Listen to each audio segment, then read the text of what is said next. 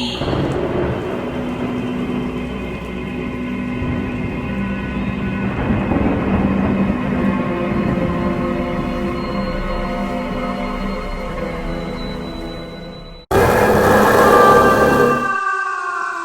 my little lovelies! I hope I find you all well again, and as usual feeling jiggly-boo. Now, we've got a treat for you today. Not sure if you remember, we had a channeling sent in to us from John and Jackie from Spain a couple of weeks ago, all about where your pets go when they die. Well, they've been very kind to this channel, and they've sent us another one. This one's all about aliens, and the existence of them, and what they're up to. So, that's going to be a treat for you. Now, the next one involves some strange pictures. The third one is a near-death experience. And the fourth one is quite bizarre. It involves somebody wearing a very strange mask, as we all have to do in these coronavirus days. So, without any more ado, posh word, ado, do you? I do. Right, let's crack on, shall we? Has there always been a conspiracy in modern times to hide the truth from us by governments about UFOs, yes, IDs, all the time? All the time. What are they frightened of? People will panic? Yes. Do you think they would when they knew the truth? So and we have discussed this before. Yeah. The problem being that even if you go back 100 years, maybe not that far, but a long, long way back, media has played up, and authors, they have played up this idea that little green men from another planet will come to kill everybody. Yeah, we've discussed this before. So people, if they heard this, they heard that this was happening, that there were people here, they would panic. They would really panic. They would be looking everywhere. Anybody, you know, they have these theories that they invade other bodies and the such, and this would cause terrible destruction of life. Well, there has been a slight change in the fact that NASA have stated, and the government apparently have agreed, that these things they've got on radar are not from us. Now that's a bit of a step for NASA and the government. They are saying, yes it is, but nobody's panicked because there are no pictures of flying saucers, just a dot little on the green screen. men. Yeah, they've got this thing in their sights on the radar, and they're saying, yes, it's not from us. As long as it doesn't land on Earth. Well, of course. That is what the idea is, that if it was seen to land on Earth, there would be panic, there would be riots even, of people trying to kill these aliens because they think they have come to kill them. So I don't think your time is right. Will it happen later? I can't say, but I certainly don't think it will now.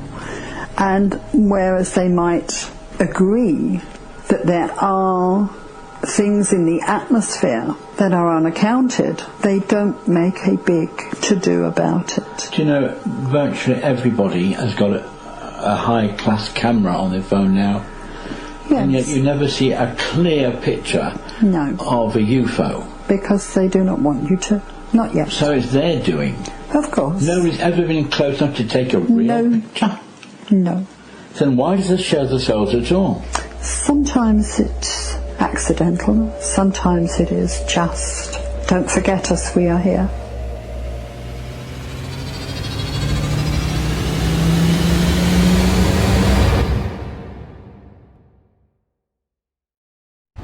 Now I have come across these scary faces, my little lovelies.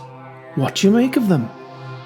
My first thought was, wow, they look alien-like, and you'd be forgiven for thinking the same. But if I turn the photograph upside down, you will actually see that they are great white sharks, only taken from a different angle. Now I thought that was quite cool, and as soon as I saw it, I thought, I'm going to share that with the little lovelies.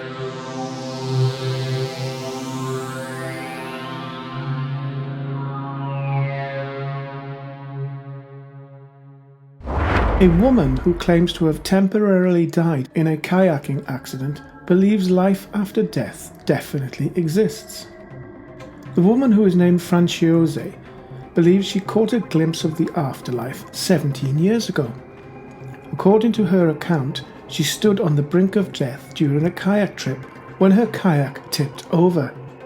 She claims she was under the water for at least 20 minutes, during which time she realized that she was definitely going to die. She says, "I remember wriggling so hard that my helmet was banging on the overturned kayak. I fought frantically for a minute or so. Then it all went quiet.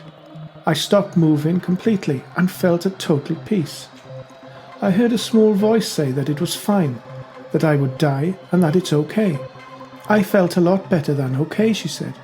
She said, "I felt an incredible joy and peace that filled me. I remember a beautiful void, like an underwater tunnel, that was around me and quickly filling with bright rays of light. In this void she remembers seeing flecks of golden dust floating around her, and despite the terrifying circumstances, she claims it was the happiest that she had ever been." She then heard the voice again as it counted back from 5. She said, "Then I was flipped over and I came back to my body." She said, "I was deeply saddened to be back." Following this harrowing experience, she has lost all fear of dying.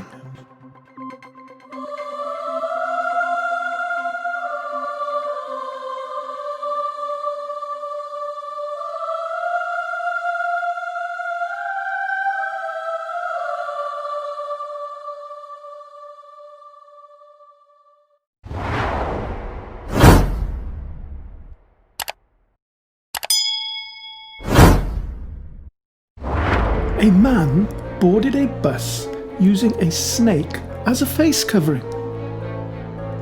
The commuter and his reptilian mask, which was wrapped around his neck and mouth, was seen on a bus from Swinton to Manchester on Monday. However, transport bosses in Greater Manchester have confirmed that a snake is not a valid face covering. Well, well, well. How bizarre!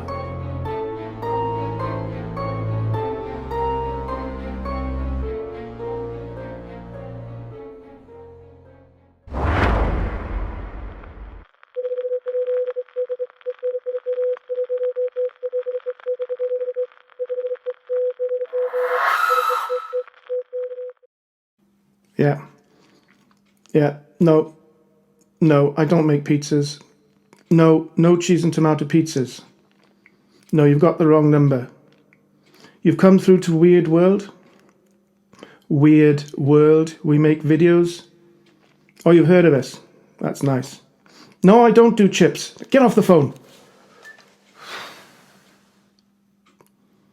Mick Jagger on the phone, wanting pizza and chips. Dear, oh dear, oh dear. Now, welcome back, my little lovelies. Mick Jagger. Right, welcome back, my little lovelies. I hope you enjoyed them.